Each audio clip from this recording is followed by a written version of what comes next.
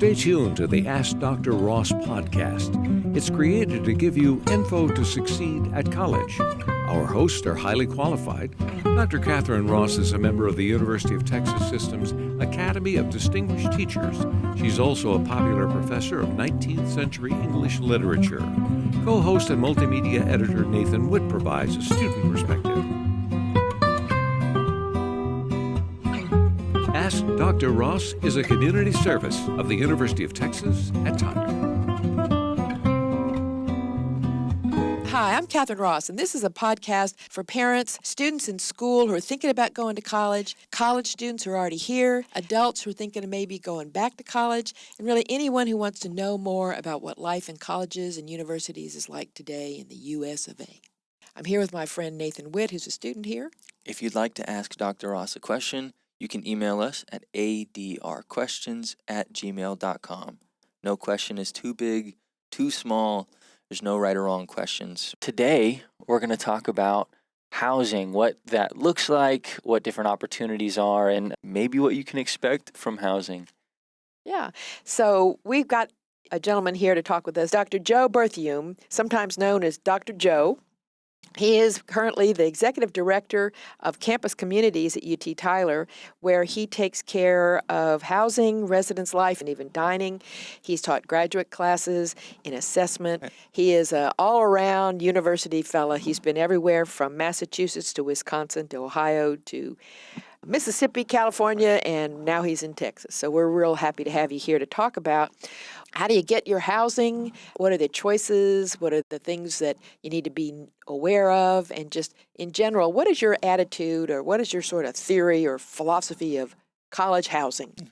Kathy, thank you for having me here. It's a pleasure to be talking with everybody. I am a huge proponent of university housing, not just because I work in this profession, but it's something that I have truly believed in, because when I was a student as a freshman back at the University of Wisconsin-Platteville, I was a student who was not quite ready to go to school, and it was the housing staff who took me under their wing and provided me with the self-confidence and the belief that I could succeed and do well.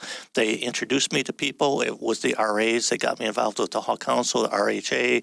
I was able to develop my leadership skills, learn how to communicate with people, how to live and learn and embrace different cultures, different opportunities, and that really changed my life. Not only that, but my career choice as well, because I went on then to become, instead of being a nervous, very shy, not very confident first-year student, I was able to gain all that confidence and those skills, and I applied for the RA job. I received that, and then I went on to be an assistant director, and that propelled me into a graduate assistantship, moved forwards from there. For anyone who doesn't know, what is student housing? Student housing or campus housing is just a place where you can live and grow on campus. It's an exciting opportunity. I believe it's an opportunity every student should have. Here at UT Tyler, we have a requirement that first and second year students are required to live on campus unless you live within basically a 30 or 40 mile radius of the campus. And that's because living on campus provides so many opportunities. There's well-documented research throughout the country over a long history that shows that students who live on campus are more likely to graduate, more likely to be connected to the campus to achieve success than students who commute. And that's because we can provide so many opportunities and avenues for support within there. I went to a private college as an undergraduate, and I know exactly what you're talking about. The dorm we developed a community in our dormitory. We had staff there that helped us. Now, you use the term RA, and you better tell folks out there that don't know what an RA is. An RA is a resident assistant, and it's a student who is hired to interact with all the students living in their community. We generally have approximately one RA for every 25 or 30 students in an ideal setting. And those students have responsibilities for creating programming opportunities, just basically interacting and communicating with the students, providing support and advice, helping students meet each other, getting students involved with the campus, enforcing the policies and the rules of the campus. With that, providing a lot of leadership opportunities and really helping the students grow and nurture as students. Students are here to get their education, go to class, but there is a tremendous amount of time that is spent outside of the classroom where students are interacting with each other. And my goal as an executive director of housing is to provide a housing community that is conducive for academic success, but also creates warm memories for the students over the years. When students are 20 years down the road or 30 years down the road, I want the students, after they graduate, to think back to their UT Tyler experience and have heartfelt memories of their time here. I love hearing that. We've just been recording another episode on belonging, which is one of the 3 pillars of academic success, as I'm sure you're aware. And I love it when students can have the opportunity to have a residential college experience. Even after 2 years, they've developed some skills. And among other things, they've learned a little bit more about who they are and what matters to them. And like you said, it's the first time many students have ever left home for very long. And it's a scary thing. I remember the first night in the dormitory, and I didn't know my roommates very well. We had communicated ahead of time. As it turned out, my first pair of roommates we were not very compatible. And that created a whole list of things. But I remember just lying in bed that first night in a room with 2 strangers. It was not a very well-decorated room yet. It was pretty institutional, and I felt pretty lost for a little while. And so that notion that you approach this as an opportunity to help students grow as much as you've described, and that you personally experienced that, is music to my ears. Now, let me back up just a little bit and ask you, when a student is accepted at a place like us, Tyler, where they are required the first 2 years to live on campus, how do they make that arrangements? What happens just in terms of communication and decision making? Sure. Dr. Ross, that is an excellent question. Basically, students, all they have to do is they go to our University Housing website. And our official name is Housing and Residence Life, but we have everything that's spelled out on their application. They just submit their application and apply through the website, and then we will get in touch with them regarding what their preferences is. Do they have any preferences for roommates? Do they have preferences for style of room? Do they have any special needs that we have to accommodate when they come in? So the choices are like dormitory rooms, like in the freshman dorm, or apartments we have an array of student apartments, right? That's correct. We have residence halls, which is, when you think of a residence hall, you think of a traditional double-loaded corridor with community bathrooms, things like that. That's not the style that we have at UT Tyler. We have more of what I would consider a suite-style accommodation, where you'll have 2 or 3 students in the room or the apartment that are sharing a common area, but then they have individual bedrooms and they have their own individual private bathrooms in those suites. So maybe 2 or 3 students will share in that regards. And then we have the apartments, anything from a 2-bedroom, 3-bedroom, or 4-bedroom apartment. We do have a handful of single apartments, but 1-bedrooms, but it's mostly either 2 to 4-bedroom apartments. And then each of those students have their own bathrooms as well. That's nice. So they have both community but also some privacy. That's correct. Yes. And I'm betting that there's a different price point for each one of those. Yes, there is. Okay. It's the same as you would find if you were looking for an apartment off campus. Certainly. The bigger the apartment, the more amenities that you have, the price is going to go up from that standpoint. But we believe that we are extremely competitive with the local market. One of the things we hear from students as they're looking, they want to be on campus, and they look off campus, but they find that off-campus housing is a lot more expensive, or it doesn't have the amenities. And a lot of times it's got that belief and perception that it's cheaper, because when you go off campus, you're paying by month your rent. But when you're on campus, you pay one lump sum for the semester. And so it seems like it's higher. But if you break it all down, it's actually much more cost competitive. And you also have to factor in, when you go off campus, you're going to have to possibly pay for electrical bills, water bills. If you want cable TV, there's an extra charge for that. Your internet service, there's an extra charge for that. There's a lot of what I call hidden amenities that you pay for off campus that you get for free on campus. So you get Wi-Fi and cable Yes. and water bills and all that. Now, what did students eat? Students eat on campus. They have the dining plan with that, so they eat on campus with their plan. But they also, if you're in our residence halls, there's no cooking facility in your rooms or in your suites. But if you're in the apartment communities, you have full kitchens in those communities. So many of our students choose to cook their own meals in their apartments as well. Now, Nathan's had a number of different college housing experiences. Sure. You want to comment on yours a little bit before we go on to the next set of questions? Well, the first thought was your own bathroom sounds nice. Yeah. So I had a dorm room. My first college experience, I was in a dorm room, and it was 4 guys sharing one bathroom, and that was a mess. And I wanted to ask, in your opinion, how many years have you had experience in kind of the housing administration side of things? I've been in the housing field for over 30 years. For over 30 years. Yes. So in your experiences, students are looking at different colleges, they're looking at the housing opportunities at different places. What should students be looking for? Absolutely. Students should be looking to be on campus, for one, and then it should be an opportunity for, if I was a parent advising my child, I would say, let's look for a place where you're going to be comfortable, where you feel like you fit and you belong. And that's one of the things from a housing perspective that we do, is we try to do a lot of effort to make students feel like they belong, because that's what it's all about. We want you to be comfortable where you're living.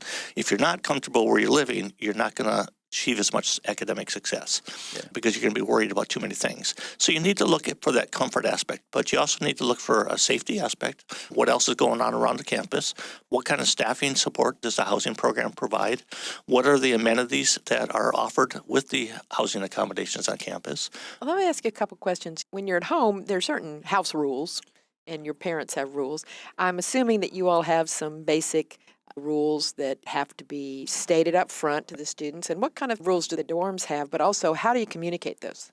We communicate them because they're all in the student handbook. But then the RAs, they'll have floor meetings at the start of the year where they'll talk to everybody about what we call community expectations. We don't really call them rules. They're expectations. And they're there for the betterment of all the students, because we have so many students and they're so different, coming from all walks of life, and they all have different backgrounds and things. Like when I went to college, I was moving into a residence hall that had more people in it than my hometown. Oh, wow. Because I came from a very small school up in northeastern Wisconsin.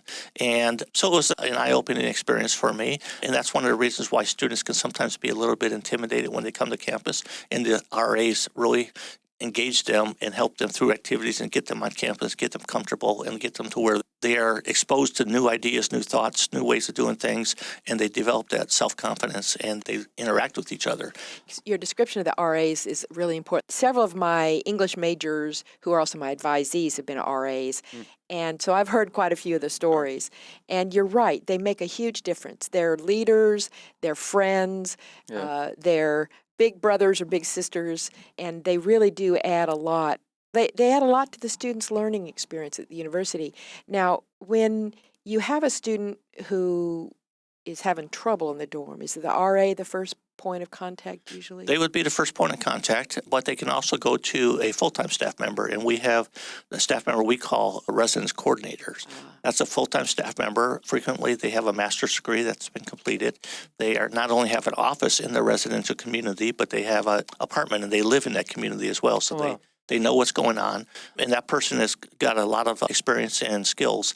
So the students can go directly to them at their office as well. But there really should be the RAs, not necessarily their own RA, because that person is a student, they might be off in class, but there's always a staff member on duty, an RA on duty all the time, even on the weekends and evenings, at nighttime, on the holidays, Christmas Day. You're going to be able to get somebody if you need help with it. Then we have secondary individuals on duty to give support to the resident coordinator. So that includes myself, the assistant directors for housing and residence life. We all take the duty phone and respond to situations as they come up. Now, I know that it was important to me and important to my sons that when they went off to their dorm room, they got to take their stuff with them, certain kind of stuff. Yeah. And so what kind of stuff do they need to bring?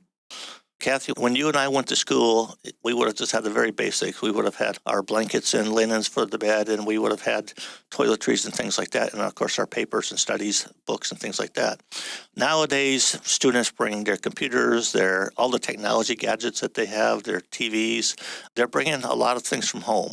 And it's important. That's one of the things we can do with our website. We have a list of items that's recommended that you bring that's on the websites. But we also recommend when we send out our room assignments, we will provide you with the information about your roommate, contact information for your roommate or apartment mates, so that you can contact them in advance, start to get to know them, become acquainted, but also talk about who's bringing what, so you don't have to have duplication of everything in your room or apartment. How do you pick the roommates? How do you pair them up?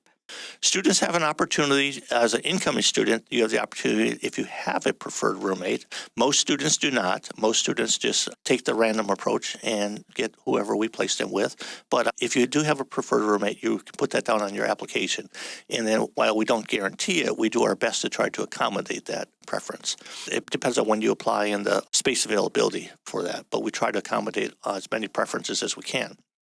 As a returning student, we will have what we call priority room selection, and that'll take place either start in the January, start of February. We'll give returning students an opportunity to sign up for next year's rooms. So they get to pick the best rooms first because they know what to pick. But how do you match up a bunch of freshmen that have never met each other? Do you match them up do you try to diversify them so that you have somebody from East Texas and someone from Houston and someone from California? Or how do you match up the roommates? No, we have different opportunities. We have living learning communities. For example, for honor students, we have an honors living learning community.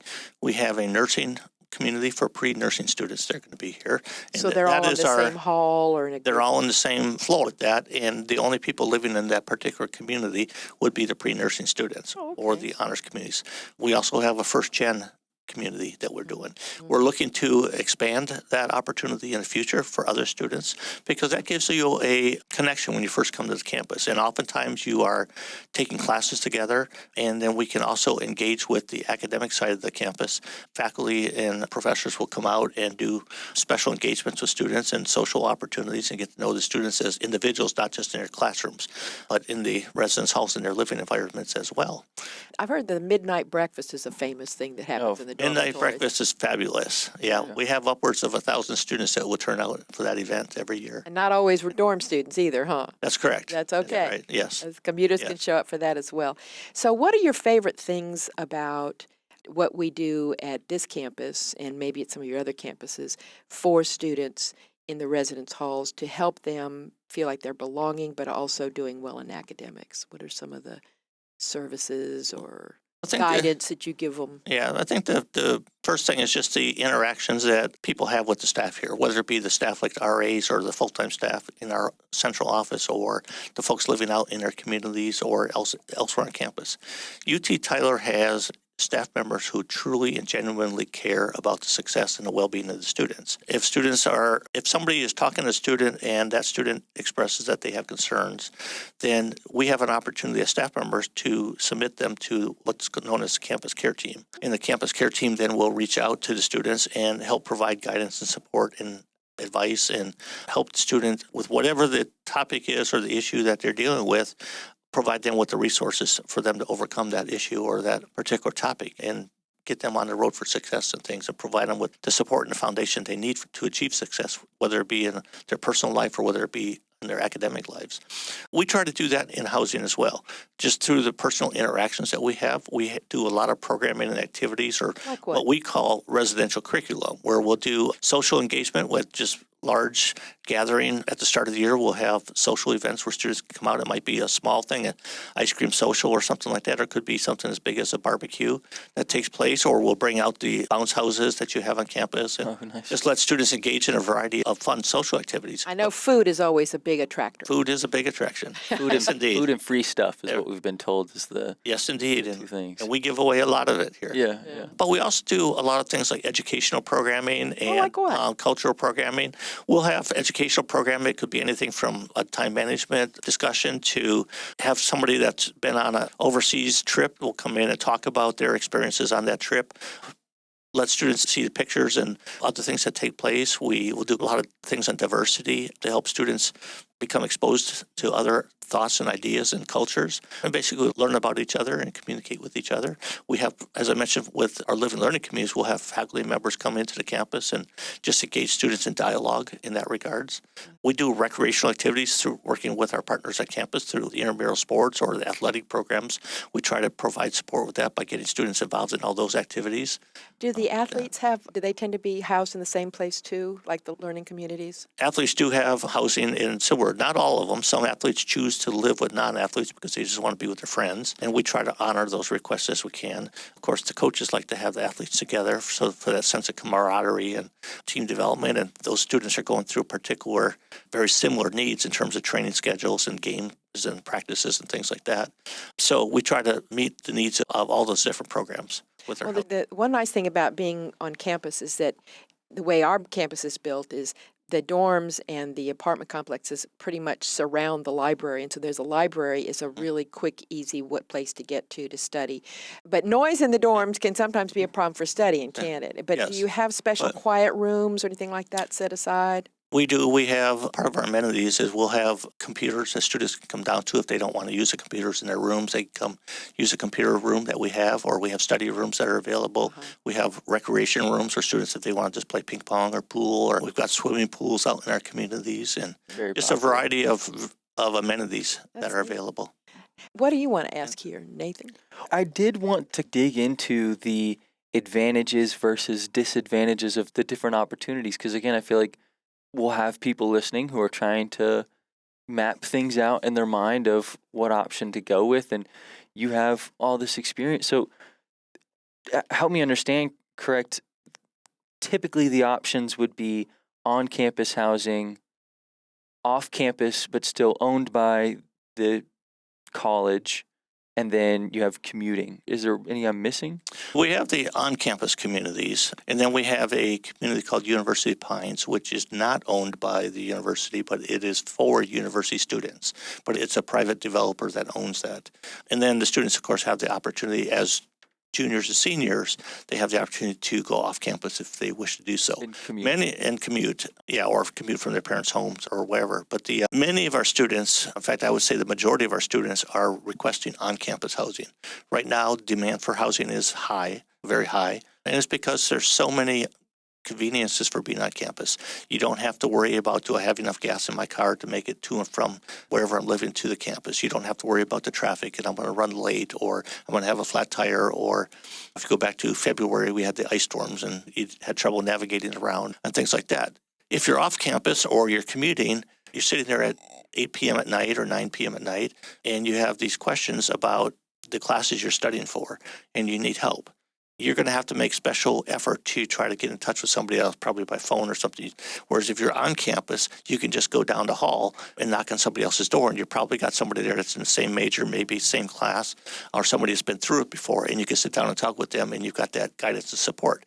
That's why living on campus, students, as I said, there's a long history of success and documentation that shows that living on campus, students are more successful, more likely to graduate, more likely to feel comfortable with the university and be connected to the university. I can believe it. What you're really reminding me of is my own experience of going away to college. And I didn't want to stay real close to home. I wanted to go. And yet a lot of our students are, for financial reasons, they need to stay in their home and they live close by.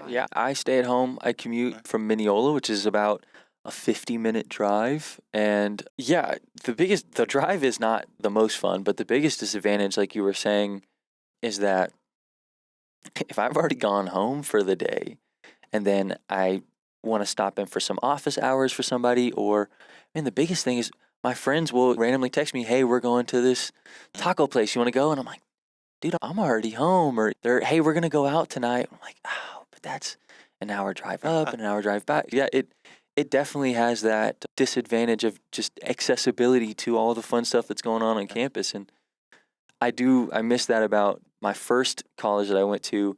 I lived on campus, and sometimes you just be walking campus and you got nothing better to do, so you're just be bopping around and you run into some event going on campus and you participate because you're just there, and you pass by a room and they're throwing a taco party or whatever, and you're like, oh snap, what is this? And you kind of get plugged in. So yeah, I see a lot of advantage. In fact, I'll cut this out, but next year I'm going to try to live on campus for those exact reasons.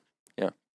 But I don't think you should cut that out. That adding here that you've done it both ways. Yeah. And you'd like To return to return to campus. Yeah. I was the same way. When my junior year, I went away to a different campus, and so I had to live in off-campus housing, and I wasn't connected the same way. And when I went back my senior year, to graduate, I was really glad to be home. It felt like home. And I think especially since we've just had this long conversation about how important belonging is and how hard it has gotten to be in this digital age, this post-COVID time. It's so interesting to hear you say how committed you all are in the housing program to help students feel like they belong and that they're supported. And one of the things I would like to say is that we want students to feel like this is home to them. It's a campus community, but this is the students' home.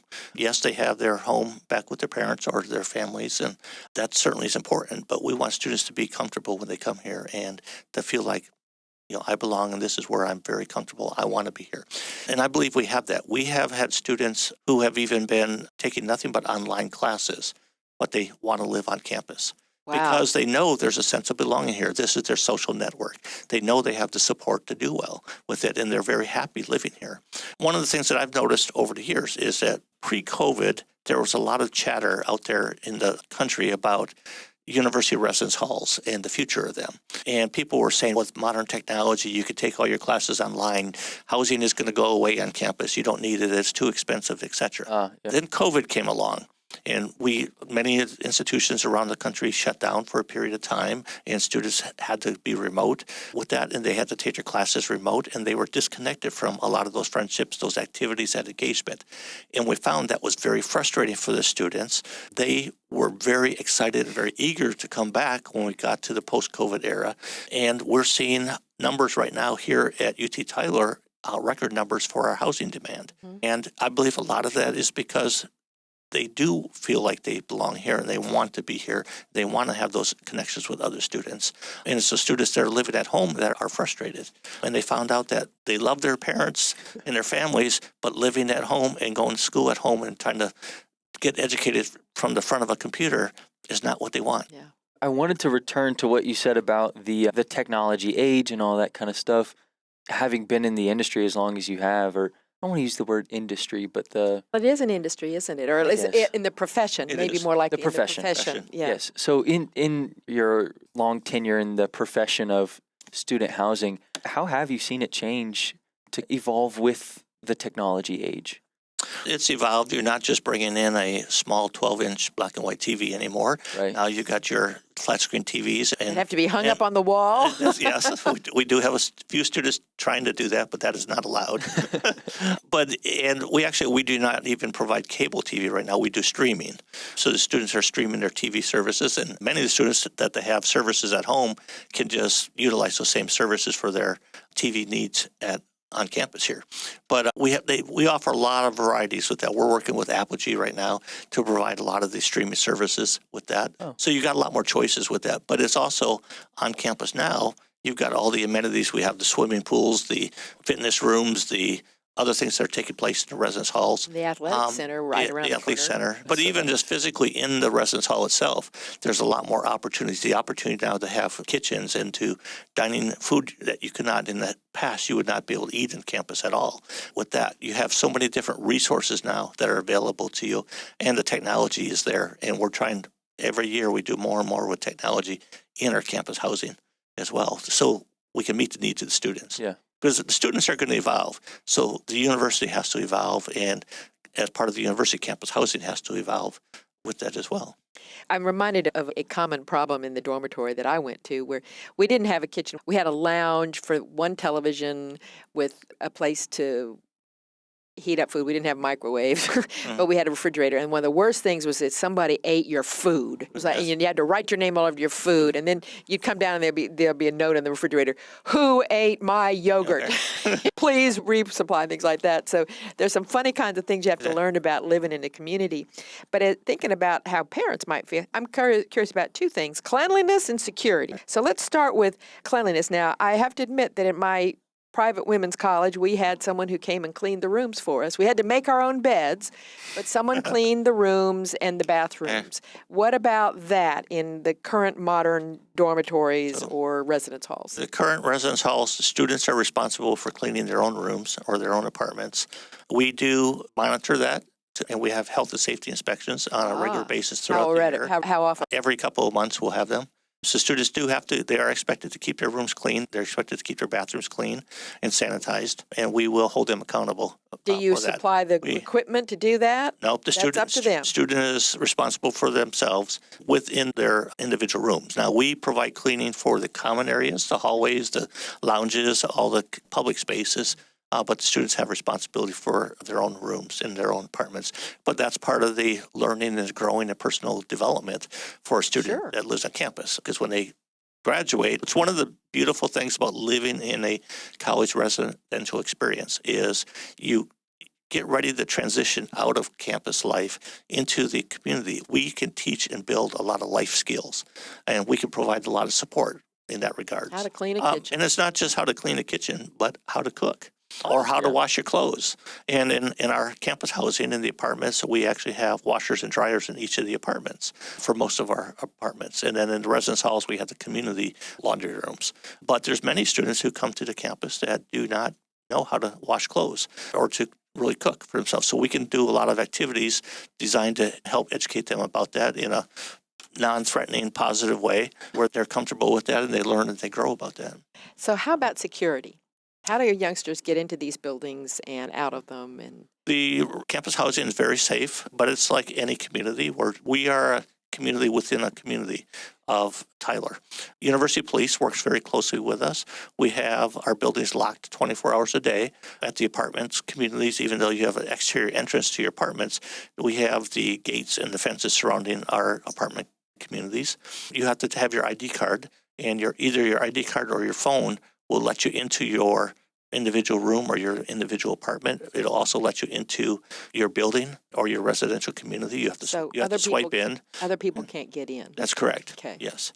And we also try to hold students accountable for reminding them that you're part of a community, overall community. It's not just about you, in that you have to be safe. You can't walk into a door and just leave it propped open so that your friends can come in. You've got to be aware that the security needs for the other students are there as well. And the safety is a priority for us.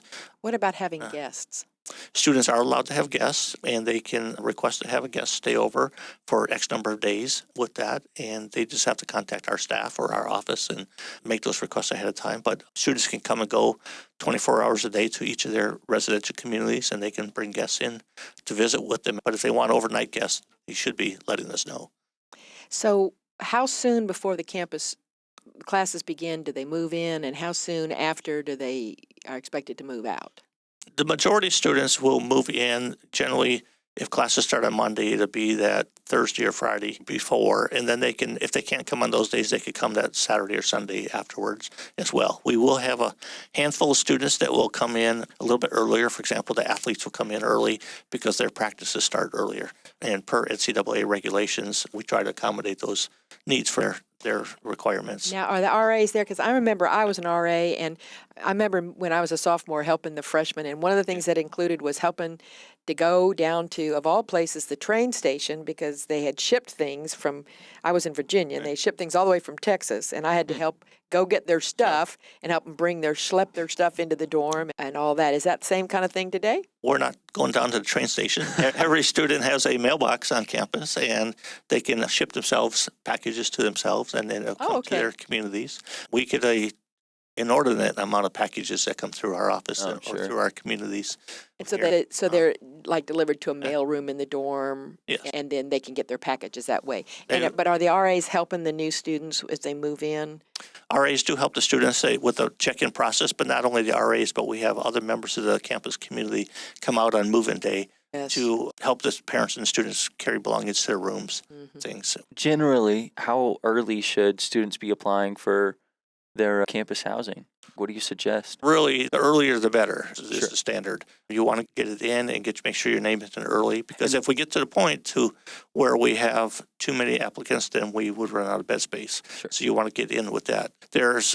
Students will have to also be signing up for the orientation programs and getting signed up for all those dates and committed as well. Right. Applications generally sometime during the late fall. Depends on which institution you're at. It varies over my years in my career. Some of them open it up the 1st of January, but most of them open it up in the fall semester. Cool. Or the next year. So the general rule is, as soon as you get accepted and you want to live on campus, start applying for. Absolutely. You want to get the best rooms. Yeah. Absolutely. Yeah. what is your best advice to students who are learning to live on On campus? campus. What do you don't do this and do this? Well, my best advice is not don't do or do. My best advice is ask questions. Huh. There's no such thing as a foolish question. And what we want is we want students to engage with us. Don't be intimidated. Don't be shy. Don't just sit back. You have a concern, you sit back in your room by yourself and worry about it. Reach out to us and talk to us, whether it be the RA, whether it be the housing office, whether it be one of our residence coordinators that's out in the communities. Talk to us because we can help you. We can help you resolve whatever concern you're having, or we can guide you in the direction that you need to go and connect you with the support that you need. That's the most important thing. Also, I would give the advice to parents of be willing to let go a little bit. Don't be the parent that has to hover over your child and do everything for them. Part of the growing experience and the learning experience for college, and one of the most wonderful things, is that the student can come in and learn to overcome challenges, engage in critical thinking skills, and be able to, as they overcome the problems that they encounter, that builds self-confidence in themselves for the future. It's their skill It's their now, skills. not just the mom Yes. and dad doing it for them. Mom and dad want to be there to provide the support behind the scenes, to give advice and whatnot, but let the student come and talk to us themselves. And parents can find peace in knowing that there are a lot of people on campus whose entire job or focus is on making sure those students don't go off the edge. Absolutely. There are people put in place to make sure, no one's holding anybody's hand, but also no one is going all the way off. Absolutely. We are here to help students succeed, help students graduate, help students enjoy their collegiate experience. In an earlier episode, we talked about all the things parents do to get their kids ready to college. But you're absolutely right. Then they have to let go. Yes. But if they've done their readiness time properly, they've helped the student pick a college that's right for the youngster. Exactly. I am so glad we had you here, Dr. Berthiaume, because I don't think I even realized, even though I've been here for quite a number of years, I don't know that I realized how much you did in the dorms. I'm aware of students having roommate issues. I'm also aware of some of my RA friends having, we had to call the police last night because somebody had too many guests and it got rowdy. But it just sounds like you've brought to my attention how many positive things are available in that dormitory situation. And when we've been struggling to figure out how do we help students belong, being in a dormitory is a big place to begin that opportunity, or to extend that opportunity, and for students to have that experience. Now, what else do you want to tell us? I was going to say, many students will come here thinking they want to major in one particular degree or not, and then they find that maybe that particular major is not for them, and they'll transition into something else. That was my experience as a student. I went to college to be a physical education teacher and a health education minor, and I ended up changing my entire career because of my residential experiences. I became the RA, the assistant director, and I just propelled me into this housing profession, and I loved it. But I think many students will graduate, but then they will get jobs in something that's outside of their degree field. And that's part of the campus experience, is learning and growing and finding your way. And our team is here to help students do that and provide that nurturing and that support and that encouragement and guidance with them. And we're going to do it in a fun environment. Coming to campus should not just be about sitting in class and studying. The out-of-classroom experience is tremendous, and we are here to help facilitate that for the students and then hopefully complement the academic success. I'm really glad you brought that up, because as a faculty member who was once a college student and then once a graduate student and then once a PhD student, and so I've had several different experiences. As you say, some of the best memories had nothing to do with something I learned in a classroom. And a lot of times what I supposedly learned in the classroom wasn't so much content as it was human coping skills, or how to communicate better, or how to keep my mouth shut at certain times and to speak up at other times. And something that we want our audience to know is that a campus, a university, is so much more than the classroom, but it's also has so many more professionals out there ready to help students. When we talked about financial aid, I was astonished myself to see how much the university does to make sure students are financially educated and are able to get their finances in order to go to college. Now, we also have the advising program and the career program. But what you've just said to us about the residence halls and how much goes on there is a really important piece of the story of what people can expect when they go off to university. And I'm just really grateful to hear your sort of philosophy of it. Now, I'm going to ask you this. What are some of the worst things that ever happened in the dormitories that you've worked in? You have a story or two to tell us? And after you tell us the worst story, tell us a good story. There you go. The good stories are the students that really take time. As a housing professional, we spend a lot of time helping students, nurturing students, trying to go out of our way to make their experience enjoyable and successful. A lot of things, as in life, people don't take the time to say thank you a lot of times. So some of the most rewarding experiences I've had have been with students who, at the end of the academic year, there's one in particular I think of that when I walked back to my office one day and there was a envelope slid underneath the door, and there was a card in there, and I opened it up and read it, and it was from a student that I had interacted with during the course of the year. I knew the student some, but I didn't know them tremendously well, but I had engaged them in activities and helped them connect with some other things at campus. And she wrote me a note saying how grateful she was and that how my interactions had changed her life and her ability to succeed in that year, and that as she was graduating, and that she wanted to take time to thank me. And I have kept that card over all the years because that, to me, that just meant everything that I've been doing, made it all worthwhile there. Because you don't always hear that thanks on a day in, day out basis. And sometimes we forget what the rewards are for being here.